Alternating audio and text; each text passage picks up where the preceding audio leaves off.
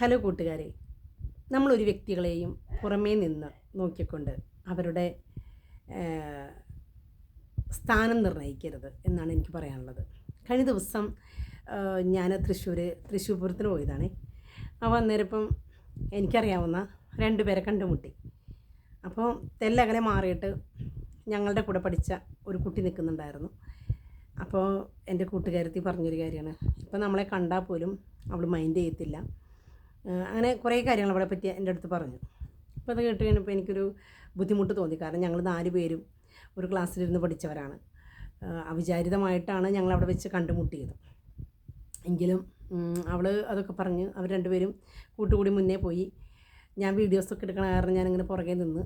അത് കഴിഞ്ഞ് കുറച്ച് നേരം കഴിഞ്ഞപ്പം ഈ പറഞ്ഞ ഞങ്ങൾ സംസാരിക്കുന്നിടയ്ക്ക് മാറി നിന്നറിഞ്ഞ ആ കൂട്ടുകാരത്തി എൻ്റെ മുൻപിൽ വന്ന് പെട്ടു. അങ്ങനെ ഞങ്ങൾ 2 പേരും കുറേ വർഷങ്ങളായില്ലേ കണ്ടിട്ട്. അപ്പോൾ അതിൻ്റെ ഒരു ഇതിൽ എൻ്റെ അടുത്ത് വന്ന് ചോദിച്ചു, ജീനി പോളാണോ എന്ന് ചോദിച്ചു. ഞാൻ പഠിക്കുന്ന കാലത്ത് ജീനി പോൾ എന്നാണ് അറിയപ്പെട്ടിരുന്നത്. അപ്പോൾ ഞാൻ അപ്പച്ചൻ്റെ പേര് പോൾ എന്നാണ്, ഇപ്പോൾ ജിനി വർഗീസ് എന്ന് പറഞ്ഞാൽ അറിയത്തുള്ളൂ. അപ്പം ജീനി പോളാണെന്ന് പറഞ്ഞപ്പോൾ ഞാൻ പറഞ്ഞു അതേ.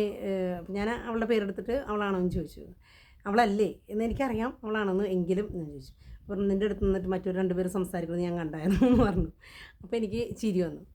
അങ്ങനെ ഞങ്ങൾ കുറേ കാര്യങ്ങൾ സംസാരിച്ച് കഴിഞ്ഞപ്പോൾ പറഞ്ഞൊരു കാര്യം എന്ന് പറയണത്, കോളേജിൽ വെച്ചിട്ട് ചെറിയൊരു ഇതിൽ ക്രാഷ് സംഭവിച്ചിരിക്കുന്നതാണ്.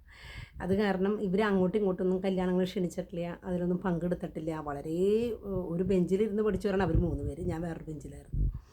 പക്ഷേ ഞാൻ ക്ലാസ്സിൽ എല്ലാവരുമായിട്ടും ഭയങ്കര കൂട്ടാണ്. ഇവർ ഇഷ്ടപ്പെട്ടവരെ മാത്രം തേടിക്കൊണ്ടിരിക്കുന്ന ഒരു ഗ്രൂപ്പായിരുന്നു ഇവർ.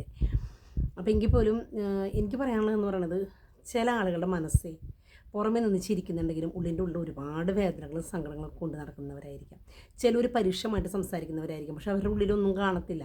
അവരിപ്പോൾ ദേഷ്യം വരുമ്പോൾ അപ്പം തന്നെ പൊട്ടിത്തെറിച്ചു നിന്നിരിക്കും, അല്ലെങ്കിൽ വഴക്ക് പറഞ്ഞു നിന്നിരിക്കും, ചിലപ്പോൾ മാറി നിൽക്കാൻ പറഞ്ഞു നിന്നിരിക്കും. പക്ഷെ അവരുടെ ഉള്ളിലൊന്നും കാണില്ല. കുറേ നേരം കഴിയുമ്പോൾ അവർ തിരിച്ചു വരും നമ്മുടെ അടുത്തേക്ക്. പക്ഷേ അപ്പോൾ നമ്മുടെ മാനസികാവസ്ഥ വേറെയായിരിക്കും. അപ്പം അങ്ങനെ വരുന്ന ഒരുപാട് രംഗങ്ങളുണ്ട്. എനിക്കും അങ്ങനെ അനുഭവപ്പെട്ടിട്ടുണ്ട്, ഞാനും അങ്ങനെ പെരുമാറിയിട്ടുണ്ട്.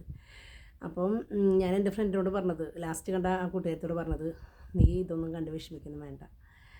അത്രയും വർഷങ്ങൾക്ക് മുൻപ് നടന്ന കാര്യങ്ങളൊക്കെ നീ ഇപ്പോഴും മനസ്സിൽ വെച്ചുകൊണ്ട് നടക്കുകയാണോ? അതൊക്കെ കഴിഞ്ഞ കാര്യങ്ങളല്ലേ. ഇപ്പോൾ കല്യാണം കഴിഞ്ഞു, നമുക്ക് എല്ലാവർക്കും കുട്ടികളായി, നമ്മളുടെയൊക്കെ സ്റ്റേജുകൾ മാറി. ഇനി മക്കളുടെ കാലഘട്ടം വരാൻ പോവാം. എന്നിട്ട് നിങ്ങൾ ഈ കുഞ്ഞു കാര്യങ്ങൾ പറഞ്ഞ് ഇപ്പോഴും അകന്ന് ജീവിക്കുകയാണോ? നിങ്ങൾക്ക് പരസ്പരം കോംപ്രമൈസ് ആയിക്കൂടെ എന്നൊക്കെ ഞാനങ്ങനെ ചോദിച്ചു. പിന്നെ എനിക്ക് തിരക്കായിരുന്നു, കാരണം എനിക്ക് ബസ് കിട്ടാണ്ട് വരും. അപ്പോൾ ഞാൻ എന്ത് ചെയ്തു, ഞാൻ യാത്രയൊക്കെ പറഞ്ഞു, അവൾ ഭർത്താവും മക്കളൊക്കെ ആയിട്ട് വന്നിരിക്കുന്നത്. അങ്ങനെ കുറച്ച് നേരം കണ്ട് സംസാരിച്ചു.